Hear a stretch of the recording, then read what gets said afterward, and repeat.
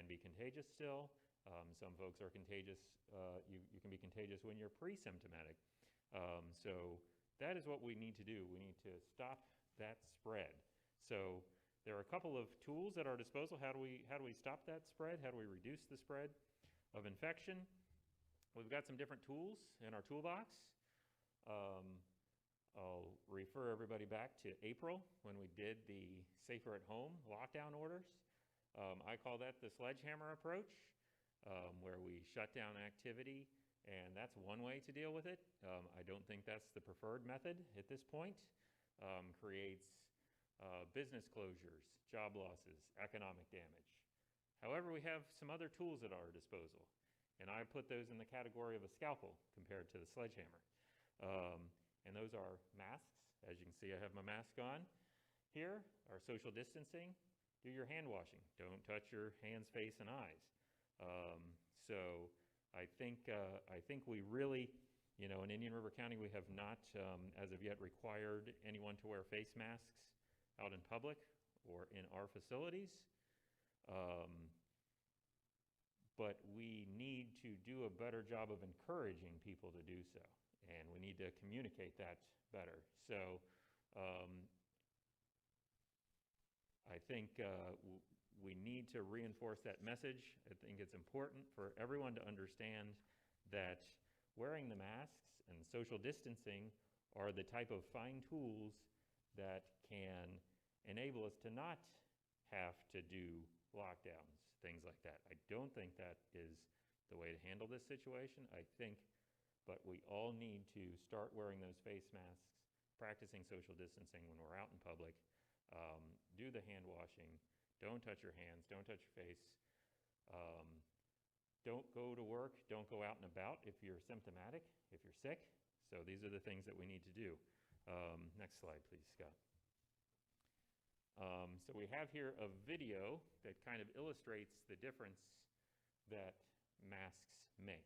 So first you're going to see someone who is talking with no mask on, and there are some laser lights here that show the particles. And then second, you're going to see someone who has a mask on, so you'll see a difference. So here it is. Now I'm recording. Stay healthy. Great. Stay healthy. Great. Less loud. Stay healthy. Good. With the mask. Are you recording? Yeah. Stay healthy. Louder. Stay healthy. Louder. Stay healthy. Nothing. Okay, so there, with the laser light, it may have been hard to see, but the person, when they didn't have the mask, when they were speaking loudly, quite a lot of particles were going into the air. Even when they were speaking softer, not as many, but still a lot of particles going into the air. When they did that same thing with the mask on, whether this person was speaking softly or quite loudly by the end, you saw very few particles showing up on that. So that's how the masks work. They keep those particles that can contain the coronavirus from spreading around and getting in the air for others to become infected. So I think we need to do a better job of marketing here, but we've got, right here we've got Rosie the Riveter. You may remember her from World War II. This Rosie the Riveter has her mask on. I think that's some imagery we all need to think about. Rosie the Riveter, if you don't know, was the mascot during World War II for when many of the males were drafted and went off to fight in war. We needed people to build airplanes and tanks and vehicles to help fight the war. So on a scale that hadn't been done before, a lot of females went to work building those airplanes and tanks and all those tools that were needed. So it was a huge undertaking, a huge sacrifice from the American citizens. Now, I'm not equating this event to World War II. However, I think that is just another example of a time when this country was faced with a challenge. And I believe that, again, the folks in the United States And Indian River County here can rise to meet this challenge. We need y'all wearing the mask there. I will point out that Rosie the Riveter is a female. That brings something else to mind. I saw an article that showed a lot more females are wearing masks than males currently. So, as my wife has told me numerous times, generally females are smarter than males, and I lose that argument if I try and get into an argument on that. So I think us guys need to follow that example of the ladies and start wearing our masks in greater numbers. So I just want to have another mascot here on the next slide here, Scott. So remember this guy on the left here, John Wayne. You'll see he's got his bandana or kerchief around his neck. Well, that wasn't just for TV.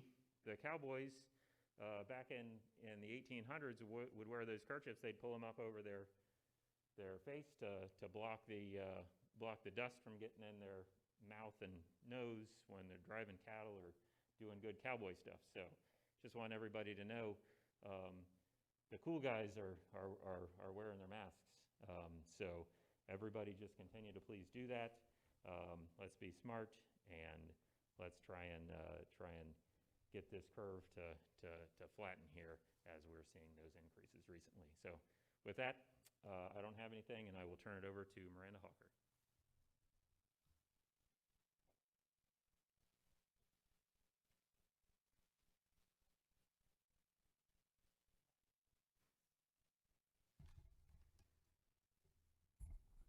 Thanks so much, Jason, and I appreciate the opportunity to speak. I'm Miranda Hawker. I'm the health officer for the county. So to start today, what I'd like to do is give you an overview first just of the numbers, and then I'm going to talk about the graphs that are up on the screen. I'm going to try to get my mask out a little bit so you can hear me better. Statewide, as of 11 o'clock, there were 89,748 cases, with 12,774 residents hospitalized and 3,104 deaths. Our current number of cases in Indian River is 317, with 108 cases reported this week. In the last 2 weeks, we have increased by 143 cases. Our median age has dropped, and it's now 47. You might remember just a few weeks ago, it was more in the 60s, and now it's age 47. And we're going to talk a little bit about our age distribution. That's an 82% increase in the last 2 weeks.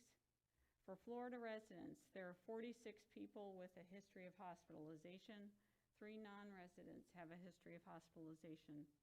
Our current number of people in the hospital for COVID within our county is 13.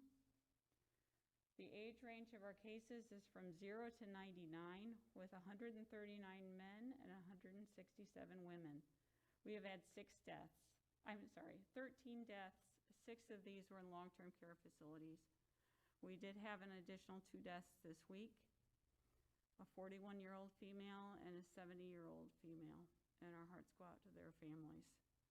And this is why it's so important for us all to try to wear our masks, for us all to use our hand sanitizer, for us all to socially distance, because the healthier we can keep our county, the less people we have in the hospital, the less people we have that die. In terms of race and ethnicity for Florida resident cases, and that's 306, 21 of our cases are Black, 178 are white, 33 are classified as other, and 74 are unknown. For ethnicity, 68 individuals are Hispanic and 145 are non-Hispanic. 93 are unknown, or we have no data as cases investigation is ongoing. We have had 52 cases in long-term care and staff, long-term care residents and staff. The health department continues to provide public health support to our vulnerable populations in long-term care facilities. We began our community testing in Wabasso 3 weeks ago with fire rescue. We tested 27 people. 2 weeks ago, we tested at Troza Coast Community Health in Fellsmere, who accommodated us when the weather was rainy. We were going to be at Operation Hope. We tested 83 that day. And at Operation Hope last week, we tested 79. And at Gifford Aquatic Center, that site this week hosted us, and we tested 87 yesterday. Our county health department has tested 769 individuals in total, with 149 this week, and we have the capability to test 1,416 clients. As Jason said, CDC, and I'm going to back up so you can hear me. Well, I've got to be by the mic, don't I? Sorry. CDC recommends we wear a cloth face covering in public settings. So my cloth face covering protects you, and your cloth face covering protects me. And that only works if all of us are wearing masks, which is very, very important. They don't replace other protective measures. CDC still recommends that you stay 6 feet away. You wash your hands frequently and avoid touching your eyes, nose, and mouth. I still want people to limit the number of places they are going. I still want people to limit how many people you're congregating with. And if you have to meet with a small number of people, maintain your 6-foot distance, maintain your cloth face covering. So in terms of our overall number of tests is 9,748 with 317 positive. So overall, when you look at all of our cases, all of our testing, that's a 3% positivity rate. However, when you look at these last 2 weeks, this week we're at 6.3% positivity. I want to take a look at the graphs that we have up on the screen. So you can see that very first one is our confirmed cases by date reported. And so these are the date that these cases were reported to our county health department. And what we've done is overlay that with where you can see this is what's called an epi curve. And you can see that little red line, the very first red line on the left-hand side, that is the date that the stay-at-home order was issued. And so you see that our cases started to drop off. And then you see that next red line is when the stay-at-home order was lifted. So the issued is the first line, lifted is the second line. And then you can see about a week, 2 weeks later, we've continued to go up and up and up. And so what I can tell you is, if we all could do our part and wear masks in public, if we could concentrate on doing that, we can protect each other. We can keep the ability to be able to go out in public, to be able to do the things that we want to do, but we need to wear masks. We need to maintain our social distancing, and we need to wash our hands. Okay, we can go on to the next slide. I do want to say we had our highest case amount in highest case total ever a few days ago at 28 cases reported in a day. So this is our cases by race.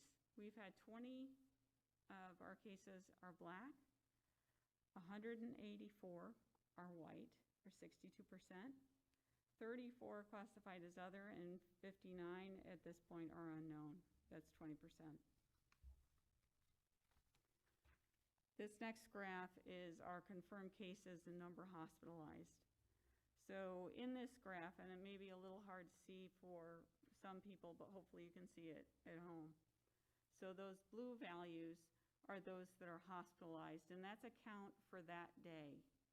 So that day is cases reported, and those blue lines are those that were hospitalized on that day. And then the gray lines, and you can see those cases that we've just had reported, were still under investigation. So in terms of confirmed cases by ethnicity, 22% of our cases are Hispanic.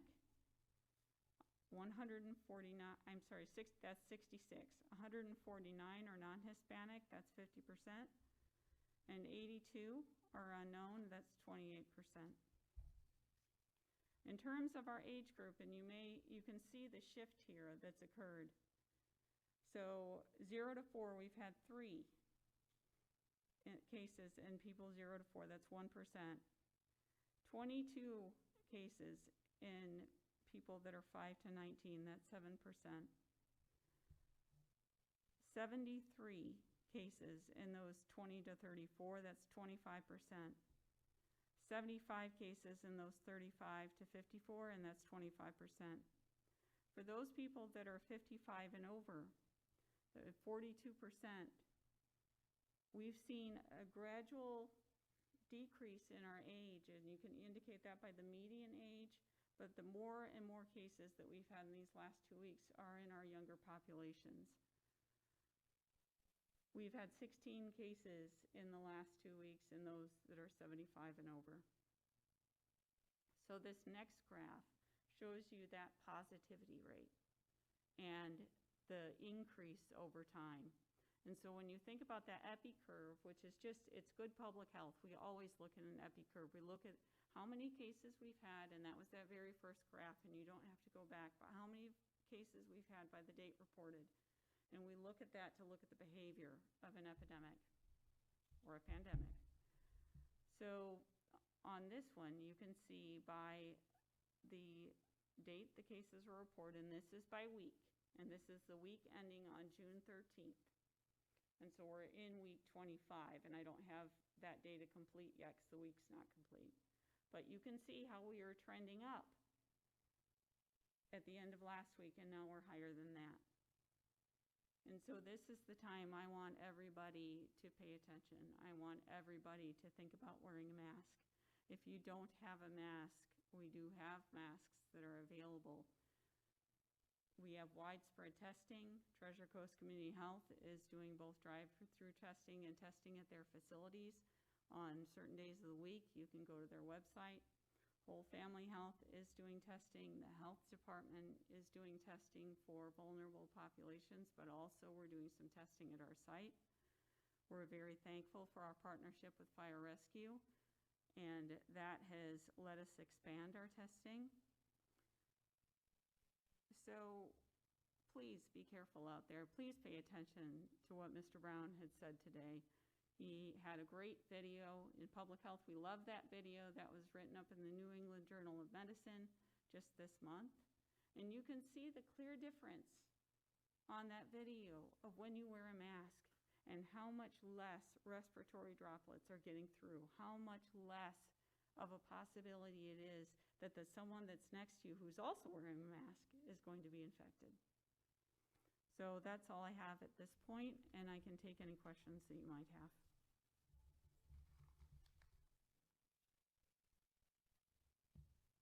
Okay, thank you so much.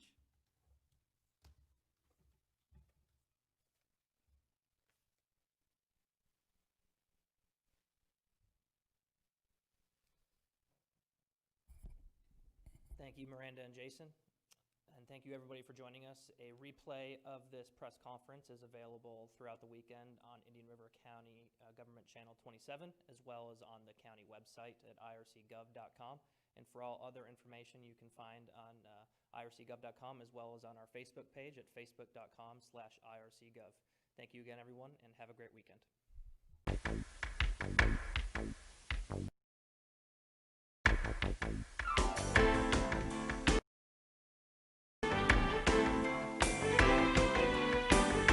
Hello everyone, it's time for a house call. I'm your host, Kim Beckett.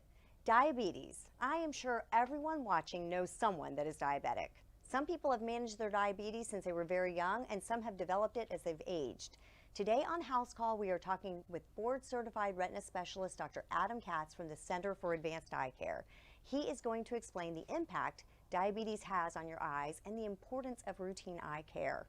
Hi, Dr. Katz. How are you today? Good. How are you, Kim? I'm great. Okay, so talk to our viewers about the diabetic patient and why. I mean, I know that as far as eye care is concerned, it's much more complicated. Absolutely. I mean, people with diabetes, first of all, what's really I find interesting, half the people in our country who are diabetics don't know they have diabetes. Yeah, that's scary. It is very scary. We actually... And why is that? Well, because people are not always aware of what the symptoms of diabetes are, or people aren't going for regular, not eye exams, regular exams, regular health exams. Right. So as a retina specialist, we look at the back of the eye, and we're actually able to make the diagnosis sometimes that a patient has diabetes without them even knowing it. So that's crazy. So instead of going to their primary care doctor, Right. They're coming to you to have their eyes examined because they're maybe not seeing that well. And also, there are patients who will get diagnosed for the first time with diabetes, sent appropriately for an eye exam, and I'll see them and they will already have diabetic retinopathy. Now, typically it takes at least 5 years of having diabetes to form any type of diabetic changes in your eyes. Wow. So that tells us that this person obviously had diabetes a lot longer than their initial diagnosis. Right. Yeah. So, oh my gosh. So, I mean, I just think the take-home message here is absolutely get your eyes checked, because you and I have discussed this a million times, that the eyes are the windows to your soul. Absolutely. I'm still amazed, you know, even to this day. I've been a retina specialist for over 20 years, and it's still amazing how much information you can get from an eye exam. We have patients who we diagnose carotid artery disease on, high blood pressure, diabetes, you name it, we can pretty much detect it. It's the only place in the body where you can actually see arteries, nerves, and veins without any radiation. So even after 20, 25 years, I love looking in the back of the eye. People always say, you look awfully happy. I am, I like what I do. Which is super important. Yeah, I think so. And like you say, I mean, it's really hard to believe that from a routine eye exam, you can get that much information. Absolutely. On a daily basis, we're picking things up, so it's exciting. That, oh my gosh. And well, that's why you're a retina specialist. That is why. Okay, so back to our diabetic patient. back So, to- yes. so when a patient comes in and you've either diagnosed them that they have diabetes, or Right. they know that they have diabetes, Right. is there a difference between like what you have to do with, say, somebody that's just found out that they have diabetes versus someone that is routinely being watched? Yeah, Like well, what so- changes? Yeah, what I'm looking for on an exam with someone who has diabetes are signs of diabetic retinopathy, which means disease of the retina due to diabetes. So the earliest things that I'm looking for are what we call microaneurysms. They're these little tiny red dots. They look like red dots, but they're actually little outpocketings of normal blood vessels. The reason why we're concerned about that is they can leak out fluid, and fluid can form in the macula, which is responsible for giving you your good central vision. So diabetics can form what's called diabetic macular edema, or fluid in the macula. That's something that's treatable. And without treatment, it puts a patient at risk of vision loss, which can then be permanent vision loss. Wow. So a diabetic, we're looking for particular things. One, diabetic macular edema. And when diabetes is more advanced, we see what's called proliferative diabetic retinopathy. That refers to the growth of abnormal blood vessels. Proliferative diabetic retinopathy, untreated, will lead to blindness. So these are, serious conditions that, as a retina specialist, we're looking out for these things, and we're trying to identify, can something be treated? Does this patient have fluid? Does this patient have abnormal blood vessels? Treatment is great, it works. So people keep good vision, people don't go blind in general who are treated. So the issue, like how we started this, was you got to know what's back there Right. in order to prevent future problems. And you can have advanced diabetic disease and zero symptoms. So we can't rely on our people will say, I see 20/20, what's the problem? That doesn't mean that there's, no issues, no diseases going on. Right, right. Hence the super importance of a routine eye exam. Absolutely, cannot stress it enough. Hold that thought. I hope you're enjoying this terrific house call, and we will be right back with more information from Dr. Katz. Sutherland Nissan of Fort Pierce invites you to their 4th of July sales event. This 4th of July, get savings that'll have you fired up. Come for the barbecue, refreshments, and DJ Queen Thunder. Sutherland Nissan of Fort Pierce will give you a minimum of 130% Heli Blue Book value for your trade and make no payments till 2021. Get 0% financing for up to 84 months with approved credit. Come to Sutherland Nissan of Fort Pierce for their 4th of July sales event. 4815 South US Highway 1, Fort Pierce. Good afternoon, I'm Steve Glazer, and welcome to We Are Vero. We started We Are Vero back in October 2017 to help small businesses within the community and bring awareness to local nonprofits. Today we're at Ona Luau. We had a great crowd of about 45 local business people. We're happy to be here. It's a great venue, and we look forward to future weekly events. For information about We Are Vero, join us on our Facebook site, like and share our We Are Vero Facebook site, and that's it. Thank you so much, have a great day, and hope to see you next Wednesday.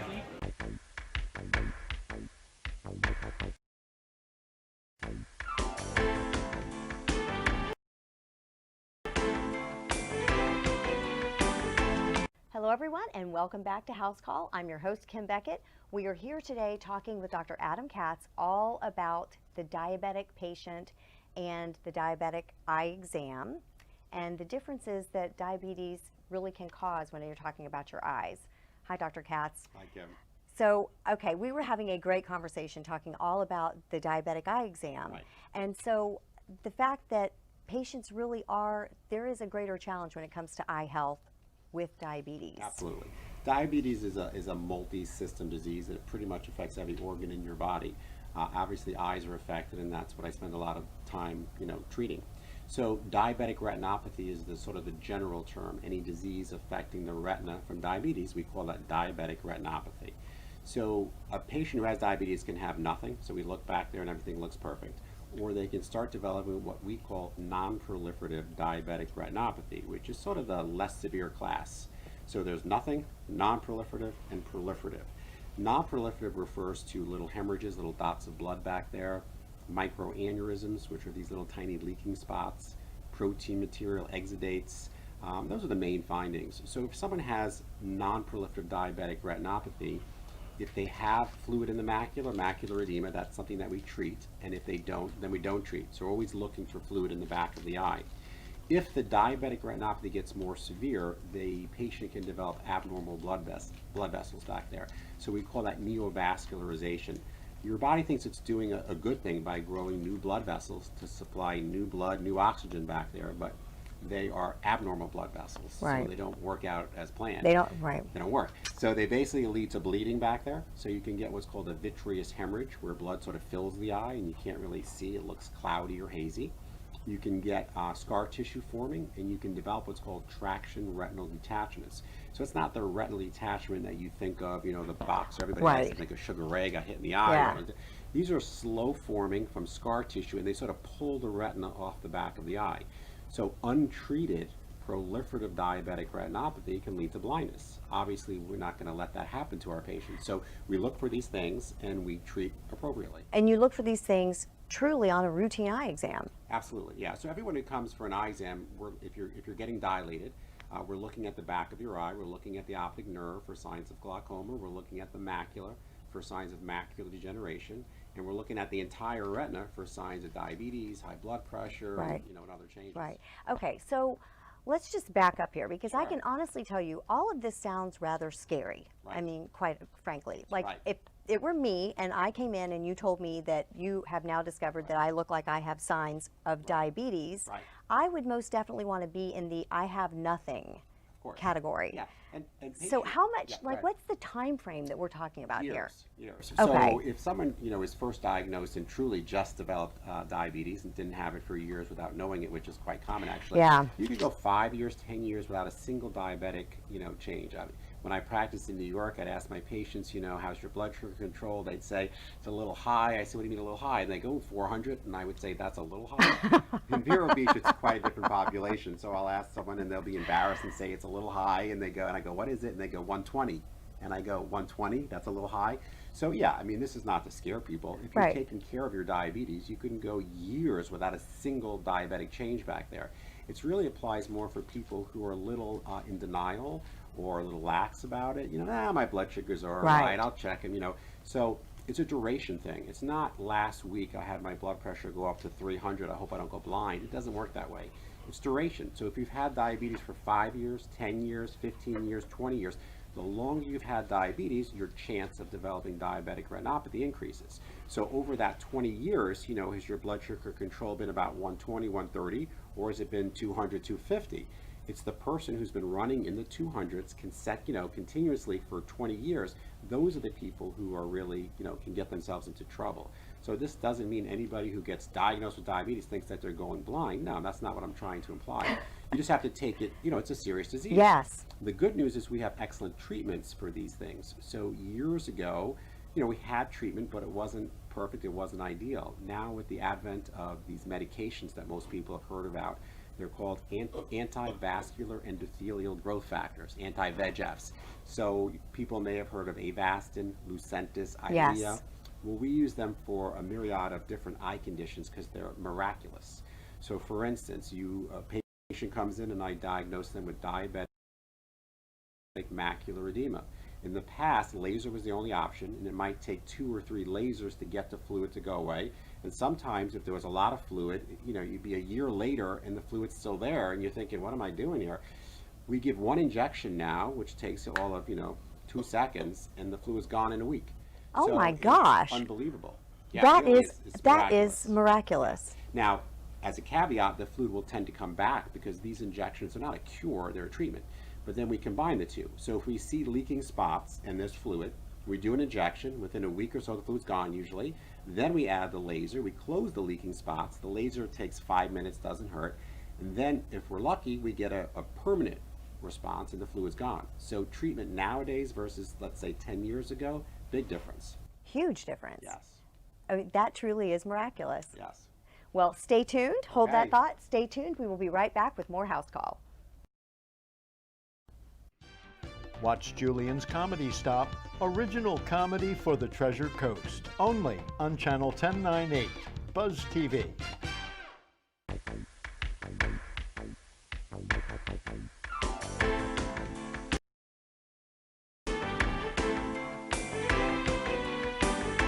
Hello, we're back with more terrific House Call. I'm Kim Beckett, your host, and I am sitting here today with Dr. Adam Katz, and he is talking about the diabetic patient and the importance of truly a routine eye exam and getting to know your eyes. All right, Dr. Katz, so we were talking about the diabetic patient. Exactly. And the difference is because there truly is a big difference with a routine eye exam when you discover or know you have diabetes. Absolutely. Versus not. Yeah. So what we were discussing was about fluid in the macula and how we treat that. The more advanced form of diabetic retinopathy is when we see the growth of abnormal blood vessels. We call them abnormal because they bleed or can bleed, and they can sort of fill your eye with blood. We call that a vitreous hemorrhage. They can lead to scar tissue, and they can lead to traction where the retina is pulled up off of the back of the eye. So treatment nowadays is much better than it was, let's say, 10, 15 years ago. In the past, again, there was one treatment and one treatment only, Right, laser. right. So what we did was we put lots of laser spots in the peripheral part of the retina to get those abnormal blood vessels to go away. Nowadays, with the advent of medications, injectable medications like Avastin, Lucentis, and Eylea, we're able to do one injection and those blood vessels, which may have taken months to go away in multiple laser sessions, they go away within a week or two. It's truly miraculous. As an example, there's a condition called rubiosis. If diabetes is really bad, you can get these abnormal blood vessels on the iris, the color part of your eye. That used to be a horrible condition. One injection of Avastin, which happens to be a $50 drug, by the way, within 1 week, gone. So it's truly miraculous, these new medications. And this prevents blindness, Absolutely. essentially. So what we'll do if we have a patient with proliferative disease is we will give them an injection of one of those medications. Typically the blood vessels will go away. Now it's not a permanent effect, it's a treatment, not a cure. Then we follow with laser, which is designed to give the more permanent effect. So by adding the injections to our armamentarium of just used to be lasers, we get much better results.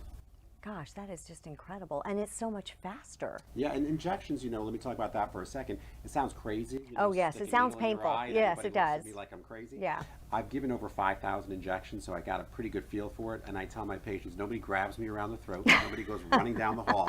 It's amazingly well tolerated. So And they come back. And they come back, which is Right. amazing. We numb up the eye with drops, you look the other way, we put something to hold your eye open, and literally we're done. And most patients, first-time injection, they're all nervous, obviously. Oh, yes. And they'll say, is that it? Are you done? So obviously it's not terrible if they're Right. asking me if I'm done or not, okay? So, you feel something. It's not you feel not, but it's not what you're thinking. Yeah. And again, I have patients who really say, that's it? I didn't feel anything. I'm like, well, do you want me to do it again? So, yeah, so it sounds horrific. It does, it But does. It's unbelievable. I have patients who have had 20, 30 injections. If it was terrible, they'd get one and say, okay, thanks, Right, doc. And I'll see you, yeah. right. So- Don't think I'll be back. So as a retina specialist, it's so much better to practice today as opposed to 15 years ago when I was practicing. Because, you don't like to not be able to help people. You don't want to it's not enjoyable to watch people lose their vision. Now, I look forward, when I see a problem, it's like, okay, you're going to do well. I know you're going to do well. Right, we can handle this. Exactly, yeah. So Yeah. It's It's night and day practicing as a retina specialist 15 years ago, let's say, compared to today. Isn't that just amazing when you really think about it? Yeah, I mean, it's miraculous. And it makes your job so much more I love fun. it. Yeah, and it's funny because patients will have a condition like a central retinal vein occlusion, fluid in the macula. In the past for that, the treatment options were zero. We didn't have a treatment option because laser didn't work. So a patient couldn't see the eye chart, and we would say, well, sorry, you can't see the eye chart, okay? Nowadays, one injection, fluid's gone. And these people are 20, 25. Oh, so what I was going to say, what's funny is they'll come back 20, 30. Now, in the past, they couldn't even see the eye chart, okay? Oh and my they'll say, gosh. yeah, doc, but it's really not that clear. And I look at them and I go, did you say it's not clear? You're seeing 20, 30. You'd be blind if it wasn't for injection. So it's, it's all relative to them. They're thinking, why am I 20/20? Right. My neighbor had cataract surgery, he's 20/20. So, but from my perspective, it's miraculous. That it is miraculous. Yes. Well, so let me just say here, I think that the most important thing for our diabetic patient to know is A, find out if you have diabetes. Absolutely, yes. But B, if you do, it's not the end of the world, but what is the most important thing is keeping your diabetes under control. Absolutely. I tell patients that it's not the diabetes that causes all the problems, it's the high blood sugars. So diabetes leads to high blood sugars leads to the problems. So you can have diabetes, control your blood sugars well, and you'll never get there. Yeah, exactly. Which is when we started our whole conversation, and you were talking about the progression of the disease, potential diseases. I was thinking, oh my gosh, I don't ever want to be there. I always want to be here. I mean, much easier said than done, obviously. Yes. But control of the blood sugars, can't stress it enough. It used to be just a theory we had, but there was actually a study that was conducted that looked at, let's say, 1,000 patients who had poor control and then 1,000 patients who had tight control over their blood sugars. The amount of complications all across the board were cut in half. So it's not theoretical, it's proven. It's proven. And I mean, we're not talking just a little bit, we're talking cut in half. Yeah, cut in half. Wow, that's great. Well, Dr. Katz, thank you so much for all of this terrific information. We appreciate it. It is very easy to get in touch with Dr. Katz. He's right here at the Center for Advanced Eye Care. The address is 3500 US Highway 1. The telephone number is 772-299-1404. You can find them on the web at www.caec.info or follow the Center for Advanced Eye Care on Facebook. I hope you've enjoyed this terrific house call.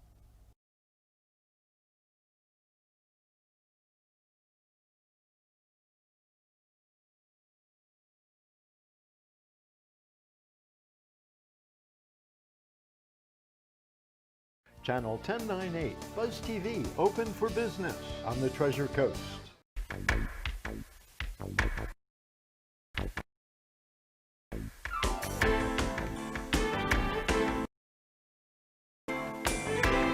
Hello everyone, it's time for a house call. I'm your host, Kim Beckett.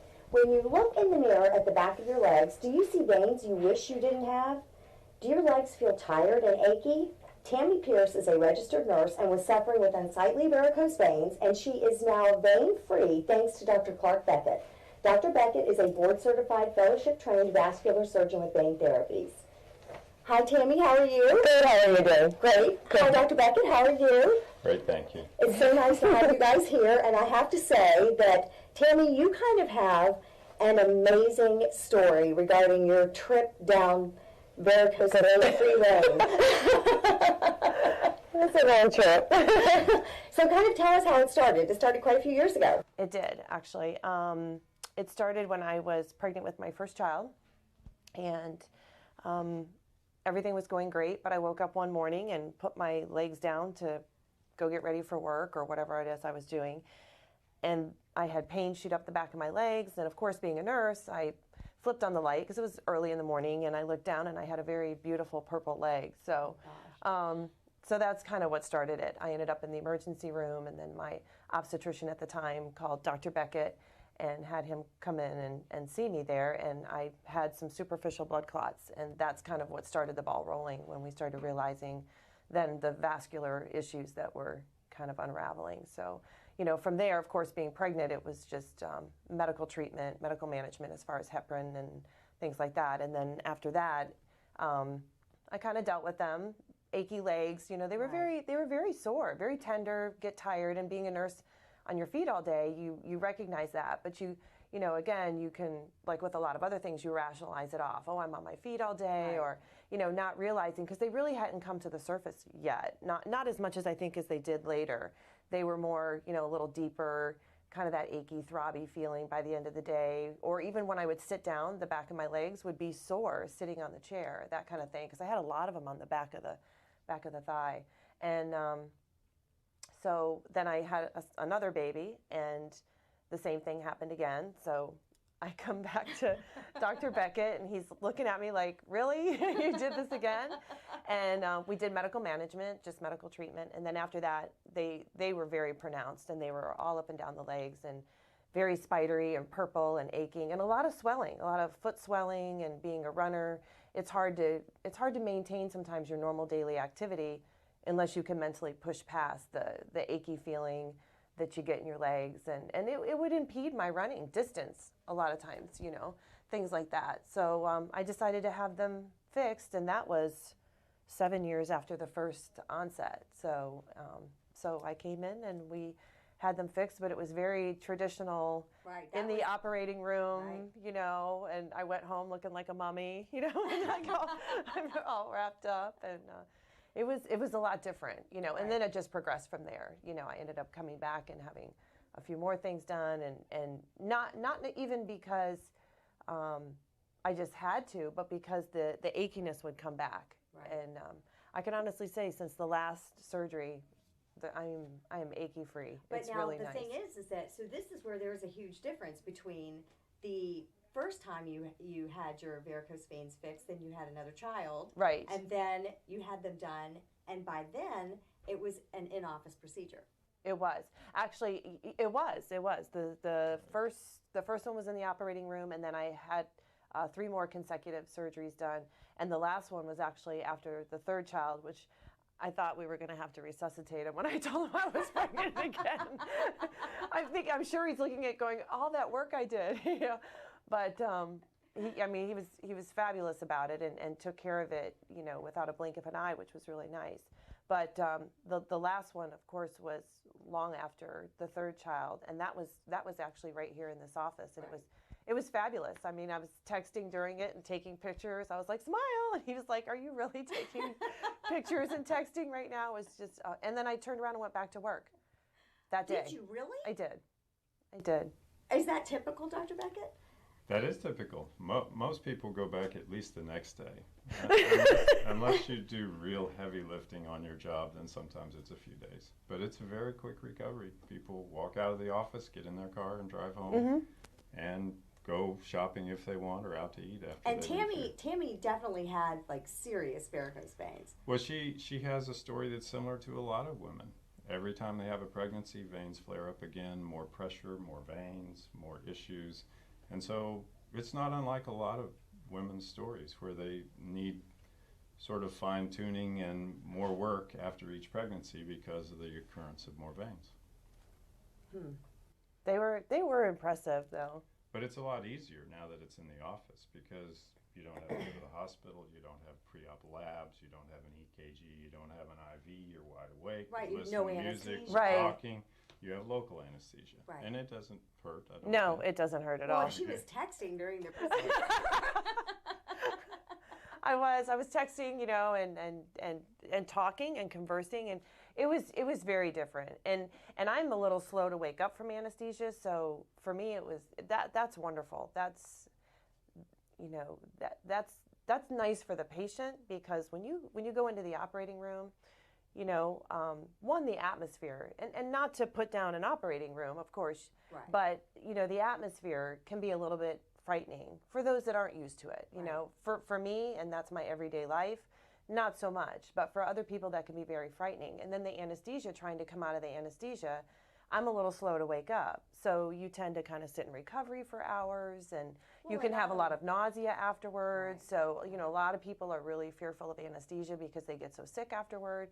Whereas, here it was like I just had to skip my morning cup of coffee and, come in and have it done. Go ahead and and get your veins yeah, fixed. get my veins fixed. And then I went on to work. And honestly, I think they had to tell me not to run. I think you made me take, a day or two. So you said, don't run for a couple days, I think it was. Right. Or something. So I don't you even. can shower. Yeah. That's good. Yeah. Yes, I've been my running and not gosh. showering. And so how long does the procedure take? How long was it? It was quick, right? It was very quick. And I had both legs done. Right. Procedures are usually an hour to an hour and a half. No longer than that, except in very rare occasions if someone's absolutely covered with varicose veins in a leg. But it's usually one leg at a time, sometimes two, like Tammy had on the last procedure. Just depends on the numbers of veins, how much anesthesia it's going to take, because there's a cap on how much you can use in any one day. But it's quick, it's easy. Right, and pain-free. It was absolutely pain-free. That's amazing. Of course you have a little bit of discomfort afterward, but you know, that you're going to get that with anything. And then I think it's, you know, from the medical standpoint, I think it's much easier on the staff, because when he had to do the back of my legs, it was like, okay, you just lift the drape, and I was like, all right, I'll flip over now, and I just flipped over, and you know, so it's easy. You're not having to, you know, change a patient's position with them being under anesthesia, and then as the patient, you feel like you're more. It takes some of that fear factor away. I would say for maybe the person that is not in the medical profession, because you feel like you're an active participant, if that makes sense. Right. You know, I think sometimes people get so frightful because they feel like they're losing control.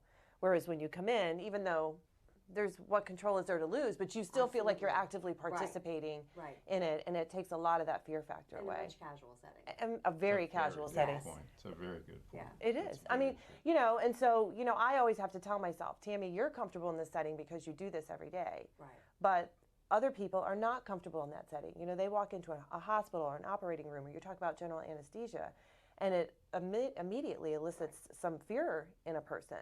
You know, maybe not for him or me, because we're in that setting all the time. But I think that when you come into a facility like an office and you have a procedure done like that you feel like you're awake and you're a little bit in control, it just, you know, Makes all the difference. it makes all the difference. Right, It makes right. all the difference. Definitely makes you feel more comfortable. It does. It Yeah, does. yeah. And then when you walk out of here and you're like, wow.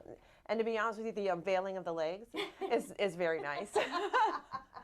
I was like, wow, look, my legs look normal. They look great, yay! Yeah. And I was, you know, very pleased, obviously. So, I mean, so would you have Dr. Beckett do this again? I'm actually trying to find a spot. I would, you know, because one, And I think it he says makes a lot. it. You're a nurse. You're a nurse over at the hospital. Right. I mean, you know, people have a choice. There's a choice out there as to who you want to go to. Right. You know, there's a choice in who you feel comfortable with, or, you know, and for me, it was easy because he was comfortable on a personal level, and extremely comfortable on a professional level. You know, I mean, I had the utmost confidence in his ability and his skills, and it has repeatedly been to my benefit. So I wouldn't go anywhere else. I just wouldn't. It's not even a question in my mind. So that makes it easy for me, you know, and hopefully it makes it easy for other people. And when they ask me, I can always tell them, professionally, I can't give you an opinion because we're really not technically supposed to. But personally, you know, I could tell you who I go to and, you know, what I've experienced. And I think that holds a lot of weight with a lot of people. I think so too. So, Yeah.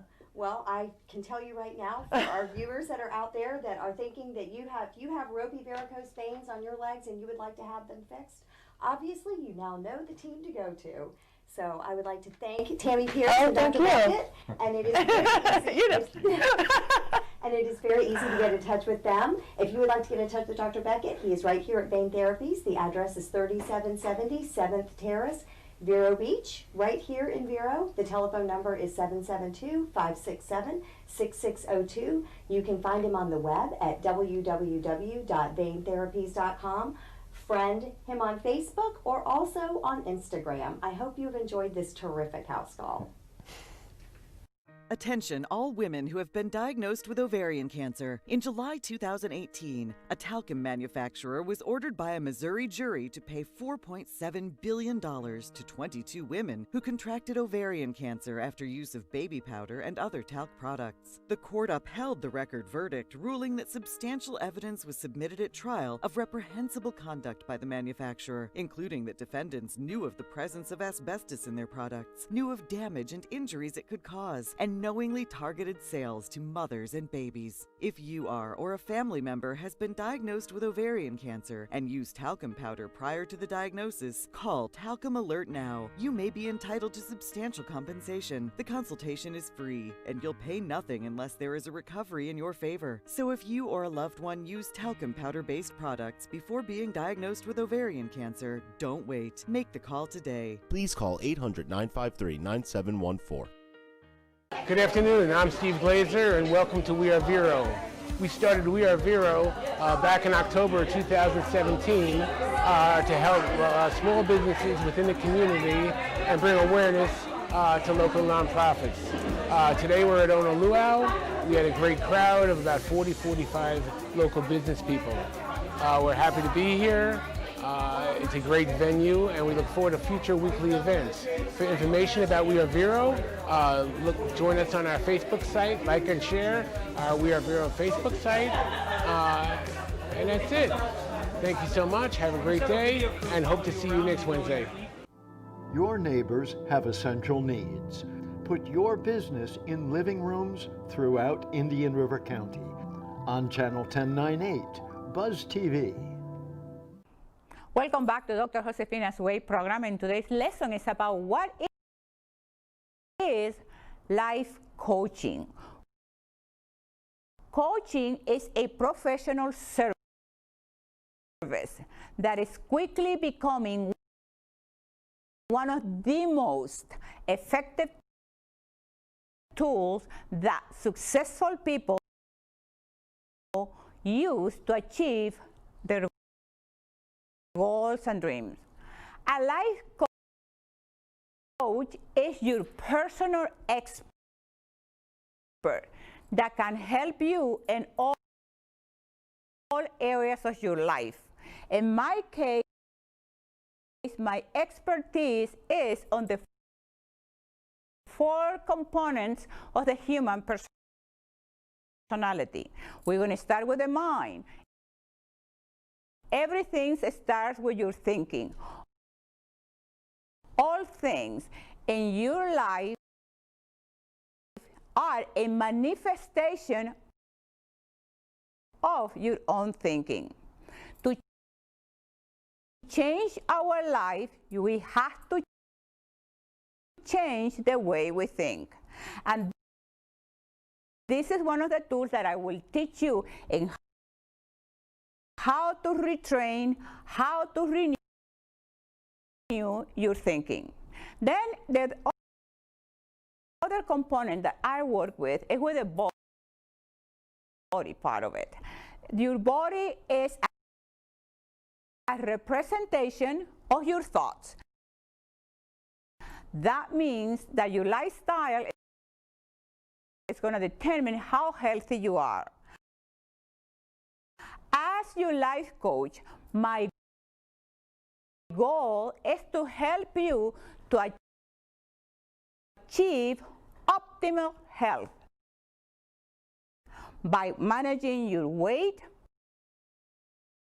by proper nutrition, by establishing a fitness plan, and managing your stress level. Another of my areas is the area of our emotional body, and that has to do with our relationships, and relationships not only have to do with other people, but my relationship towards life, my relationship with myself, and the relationship that I have with everybody else. Another component that I work with is the spiritual component.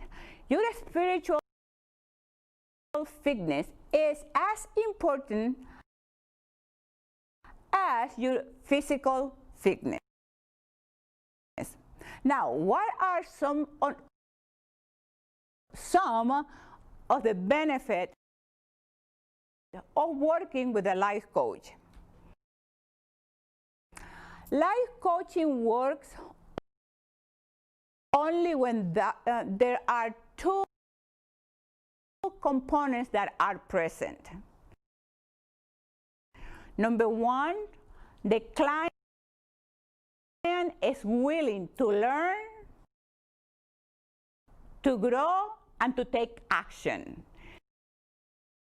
Number two, there is a gap between where he or she is right now and where that person wants to be. Some of the benefits of working with a life coach are anything that you can do faster and better with a life coach. It becomes a very powerful alliance. You will discover your personal values and your professional vision. Once you discover that, you will be more likely to naturally and consistently take actions to achieve your goals. As your life coach, I will provide for you the tools, the support, and the structure to accomplish more than you ever have done on your own. Number two, I will hold you. One of the best thing that I like about life coaching is that because we have to hold you accountable to your life and purpose, helping you to take your purpose in life more seriously.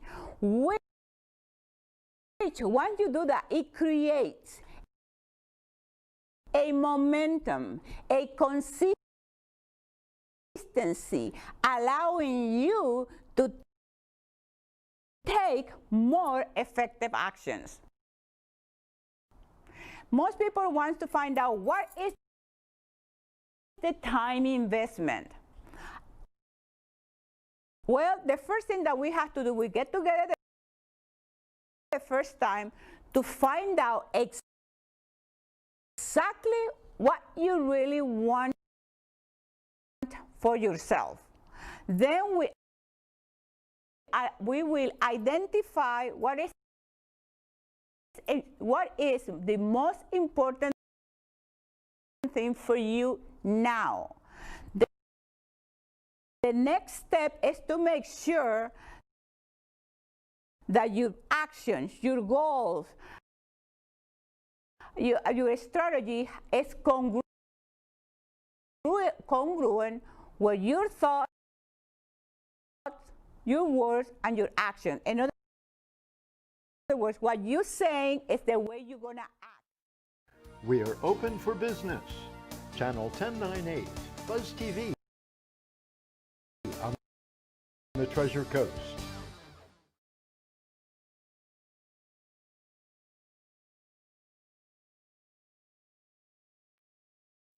Welcome back, everyone.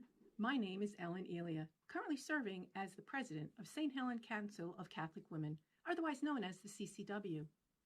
I'm pleased to bring you the weekly announcements for our parish. The seasonal missalettes that were previously provided in the pews are still available at the church doors following Mass for your own personal use. Weekly expositions of the Blessed Sacrament is continuing every Saturday evening through Sunday evening in our chapel. Sign up can be done through the event section on your St. Helen website. We ask for you to continue social distancing as it may limit the amount of people who can enter the chapel.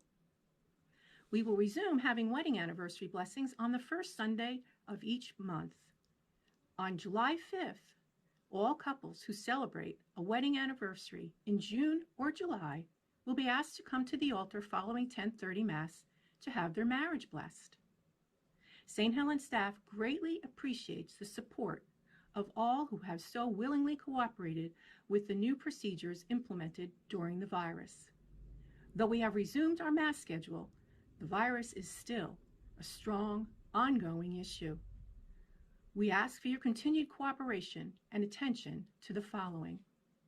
If you're feeling ill, display any symptoms, or have possibly exposed to the virus, please stay home and do not attend Mass in person. Please follow social distancing and continue wearing a face mask while in the church. Upon entering the church, please sanitize your hands. And please follow the requested procedures for receiving communion. For this, and for more information, please visit our St. Helen Parish website. And happy Father's Days to all our fathers and to our priests. And now I invite you to enjoy a message from the Youth on a Mission Ministry. Today, I'm here to thank you for all the support you have done with the Bahama Relief. And we're here to give you an update of what's been going on. Since September, we have been on 7 missions over there providing help, rebuilding, and support for the people in the Bahamas. 14 years ago, I had the opportunity to join Youth on a Mission and working in the Bahamas. At that time, we built a building, a brand new building for a workshop for the kids. It's been a whole process for us through the years to build them 5, 6 buildings, do all the maintenance for them, to help change the buildings around, and to also join their community. The best part really has been working with the group from the Bahamas that does the teaching as well as the construction folks, and so we've become part of their family, they've become part of ours, and it's been a very fulfilling mission for everyone. But I'd say the most outstanding thing for me is to been able to work with our children. I say children, people from 18 to 25, 30, but they're our children that we work with, and we bring them over each year. Sometimes as many as 40, 50 people. As few as 35 have gone over there.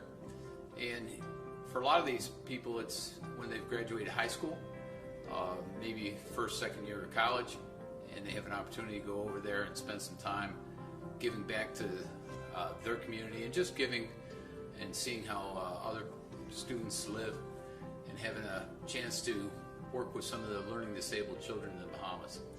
So it's been a great opportunity for us. The projects have always been very rewarding, and we've always had a wonderful time doing it.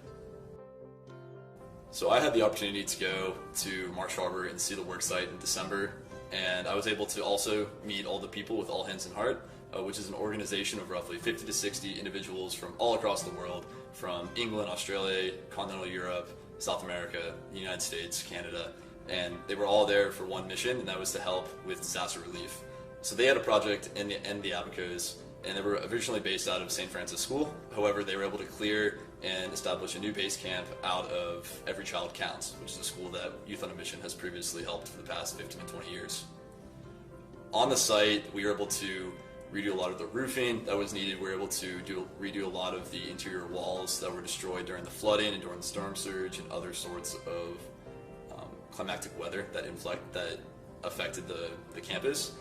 We were living out of 2 previously constructed Youth on a Mission buildings, and a lot of our maintenance had to do with taking care of the property, cleaning up a lot of the debris, and a lot of the other teams were going to local communities, going to local homes, getting rid of a lot of the rot, taking care of some of the unlivable conditions that people were still living in months after the actual hurricane hit.